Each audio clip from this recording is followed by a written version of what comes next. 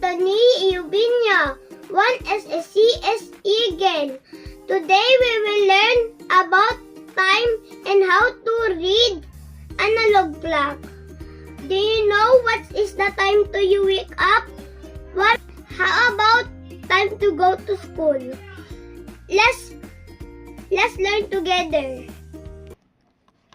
This is an analog clock with numbers and moving hand that help us know. We can see analog clock at home, in school, in classroom, and on the wall. Parts of the analog clock. Clock face. The round part of the clock. Numbers 1 to 12 help us read the time. Shorthand shows the hour. Longhand shows the minute. Secondhand shows the second. Shorthand, it moves slowly. It tells an hour. Longhand moves faster and it tells minute. When the shorthand is on 4 and the longhand is on 12, what is the time? Is 4 o'clock.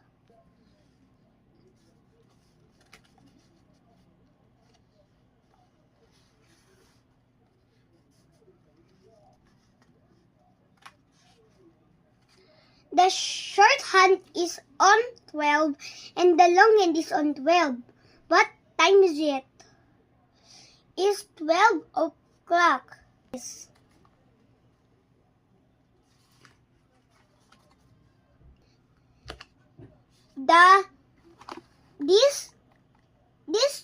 This shorthand is on 9. But that longhand is on 6. What time is it? Is 9:30. The shorthand is on 10. The longhand is on 7. What is the time? Is 10:35. Why telling time important?